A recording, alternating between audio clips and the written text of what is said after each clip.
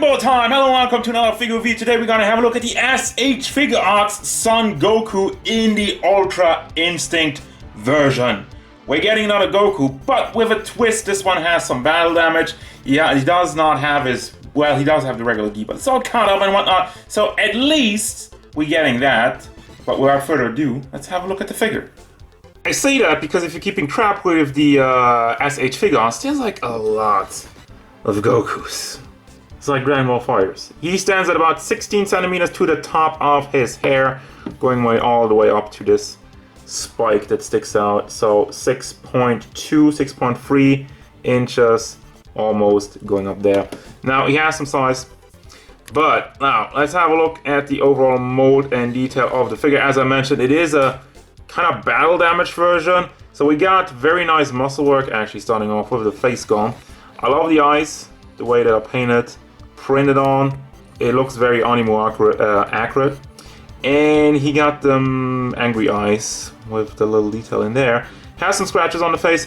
Now, one thing, unfortunately, I feel like they should have done at least one face without the scratches, which we'll get to the accessories and look at the other faces. But all of them have scratches. What if I want to change the face of my Goku in like a non-battle damage version? I don't know. It's just kind of like a little nitpick I have, but for the rest of it, it does look really good. I especially like the one on the side over here. It's a good look, and it's added detail, so I'm a fan of it. Now, the hair sculpt looks also very nice. It is pretty spiky, it flows around a lot, and it's Goku accurate. I say Goku accurate because, you know, Goku has one of the more unique hairstyles, and it really shows. Now, for the paint, I don't like it.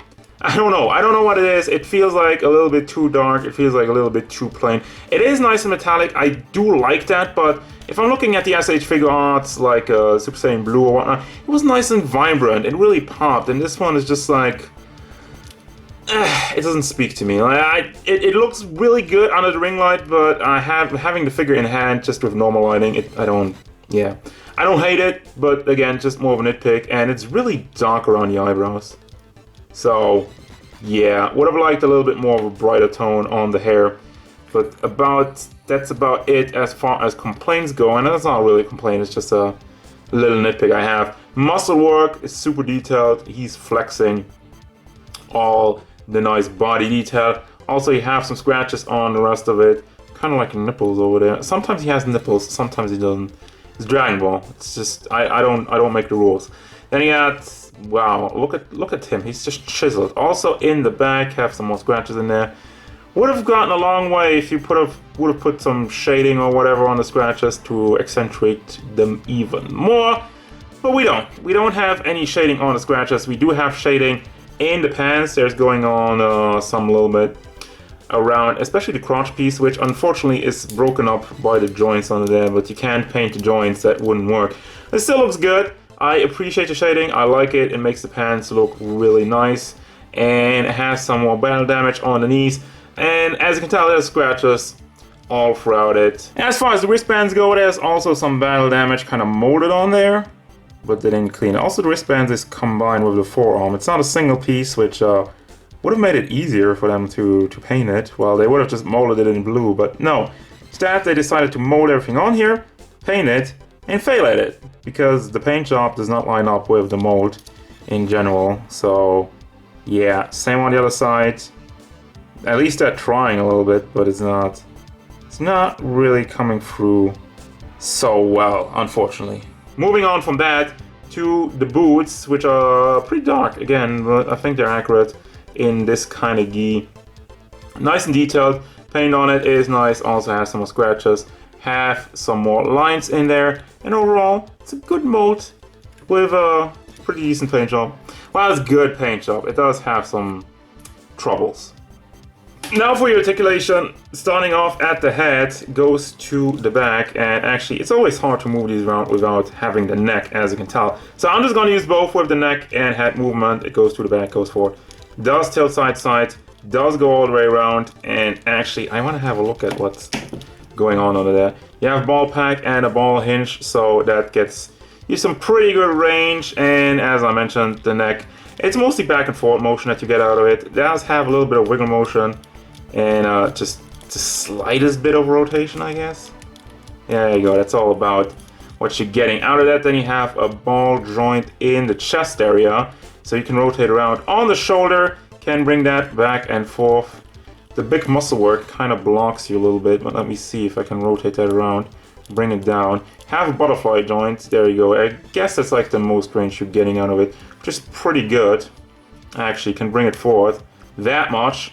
Very good job. And then you have a big hinge in the shoulder itself. So there you go, bicep swivel, double hinged elbow, and the fist is on a ball hinge, back forward rotation. This is soft-ish plastic, so that does move out of the way just a little bit. Rotation in it, chest area does go back and forth, does leave a little bit of a gap if you're really putting it all the way back, but doesn't really disrupt as much from the sculpt, so I'm not hating it. And doesn't have the greatest rotation because, again, muscle work. It's kind of blocking itself, but it is okay. Now for the hip part, that one rotates all the way around, has not really any wiggle motion. I'm not getting anything out of it. Just the slightest stuff. I mean, it's always just kind of blocked because of all the ripped clothes part over there, which is floaty, by the way. You can rotate that around freely. I don't think it's connected anywhere, and you can readjust it if you like to. Also the orange part, yeah, same thing. And the belt, everything just kind of stacked over each other. And then we go down to the legs, moves forward very nicely, moves to the back, moves out to the side, and yeah, that's about it. And then we have rotation in the joint over here, so you can bring that all the way around very nicely. And then you have double hinged knee, also on the other side. The knees look good on both sides. This one a little bit better because it's whipped up, and yeah. I mean, the knee joints they have on the current SH Figuarts, it's alright, but you can never...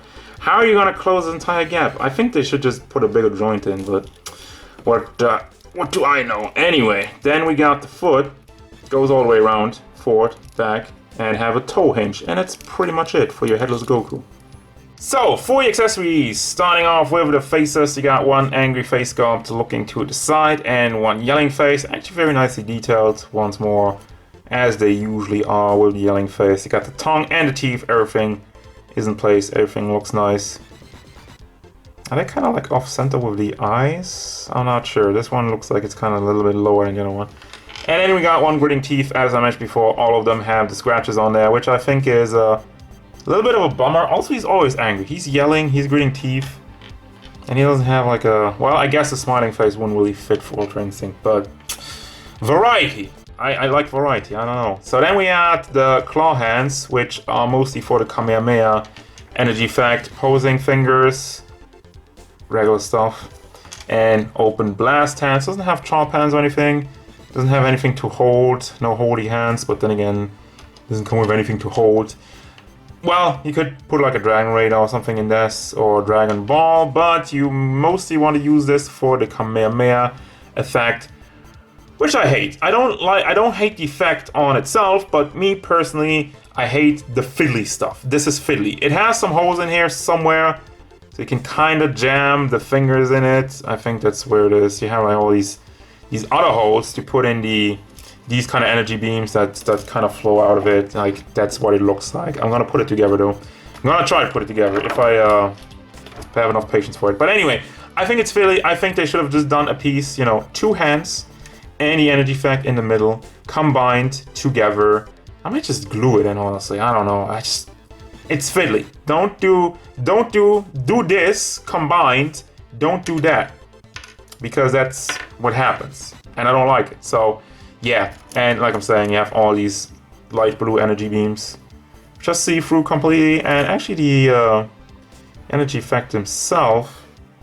That's also see-through, but not as much. With all the holes and whatnot, it's kind of butchered. So there you got that. And that's gonna do it. Here's the energy effect, by the way. Yeah, I don't know. It's not worth it. I don't really like it.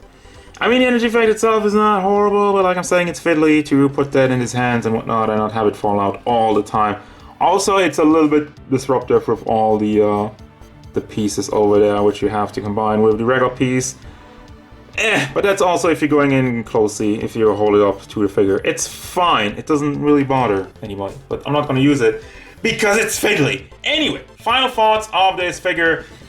Yeah, despite the flaws, despite little shortcomings, like I'm saying, the hair paint is more like a personal gripe. I feel like a lot of people are probably not gonna hate on it as much.